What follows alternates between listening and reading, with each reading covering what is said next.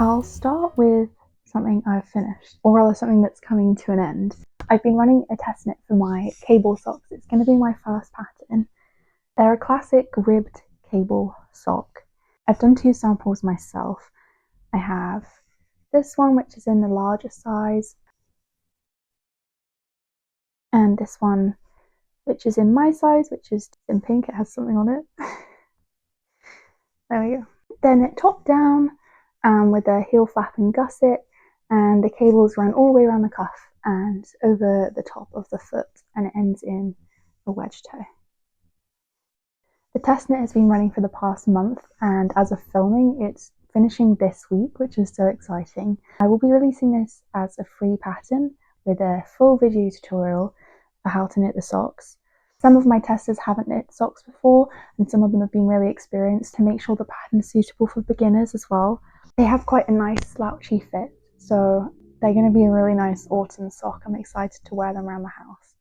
The Starlit cable socks will be released by the time this video is out, so you can go and watch the video tutorial and get the pattern, and there's also a paid option on Ravelry if you want to support me at all.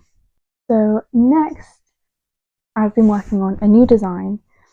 It's inspired by this cardigan I knit last year, and I knit this one just freehand and then used a Fair Isle pattern book, and I picked patterns from that book that I like the look of and then added them onto the cardigan as I went along. It's a circular yoke with a really big chunky 2x2 with collar, and buttons down the front. I'm writing a pattern for it, and this time, instead of taking inspiration from the Fair Isle book I wanted to design my own colour work. So I've gone for a butterfly theme. I haven't gotten too far, just a little bit. You can see the butterflies starting to form, and there's going to be several different kinds of butterflies all the way down, and some stars and some flowers, and it's going to be like a butterfly garden, and because it's going to have stars on it, it's going to be Starlit butterfly garden. We'll see. It sounds quite nice, but it's very long, so that's a work in progress too. The other thing about this cardigan is that it's steeked. It was the first steeked garment that I knit, and honestly, it was a very freeing process. Like, it seems really scary, and justifiably so, but you just have to have a bit of faith. At the beginning of round,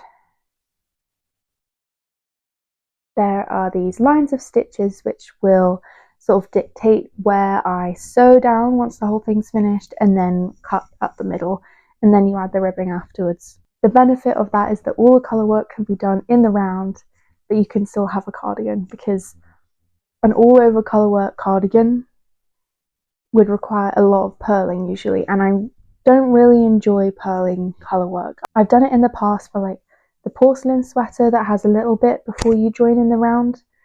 I guess that's only a little bit, so it was okay, but once you're doing a whole colour work cardigan, those purl rolls are not fun.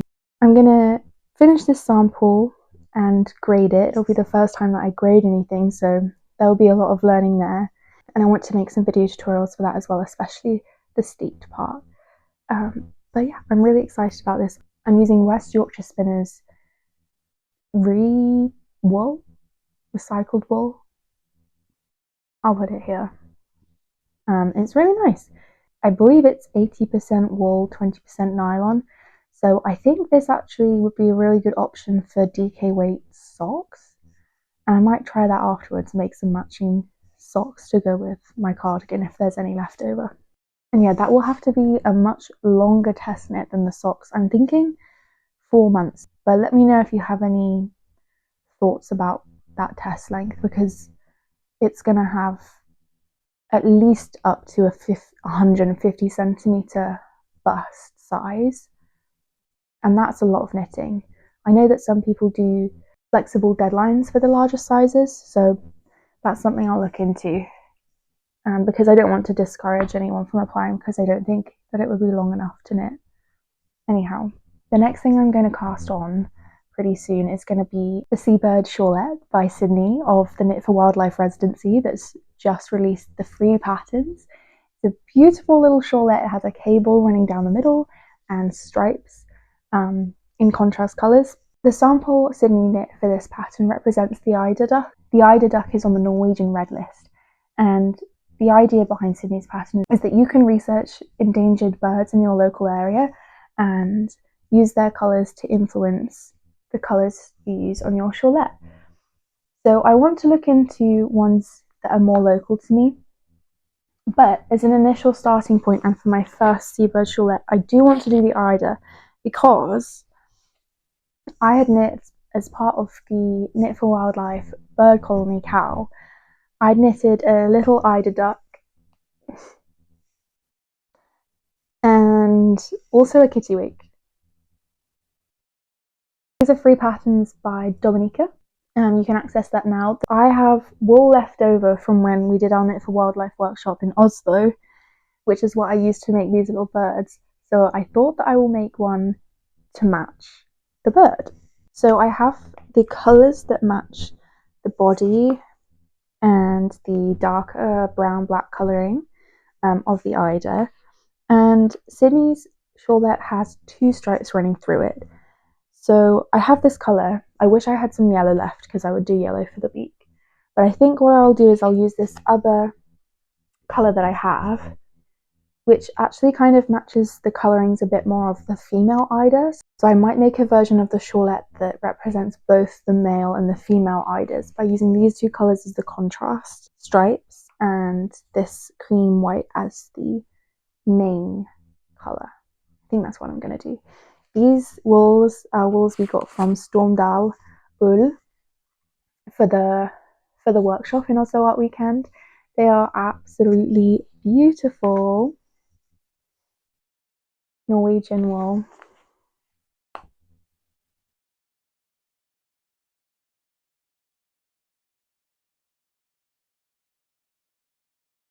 So they're slightly different weights. I'm just gonna use them both. That's okay. It will add to the texture. So this one's 152 meters per 50 grams, and this one's 168 meters per 100 grams. So yeah, they're quite different, but we'll just see how it goes. But I would also like to make a sample of the shawlette that represents a bird that's local to me. So I'm going to look into that. But I thought I would use up these leftovers that I have first. At the end of the month, Knit for Wildlife is going to ComOcean, which is a marine science communication conference. We've been invited to do a workshop there, and so I really want to have this finished by the time that we get there so that Sydney and I can match and I can tell everybody about what I'm wearing.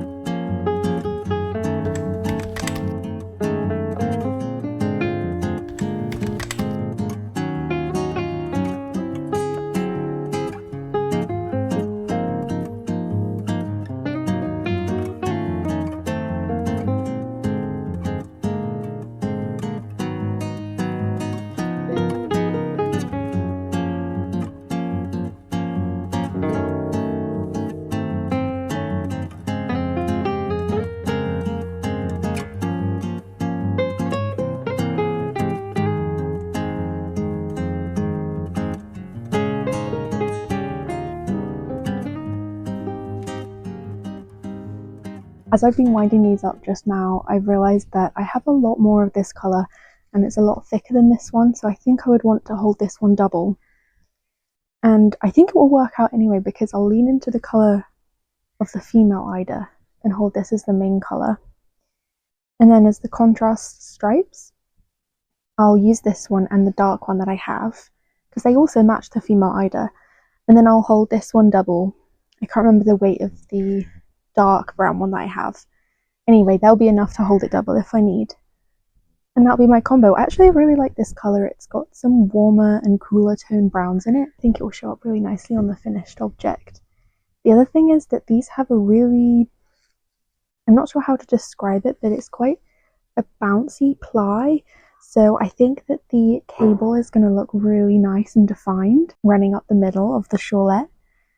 So yeah, if I have time today, I'll cast on and I'll knit on it this week.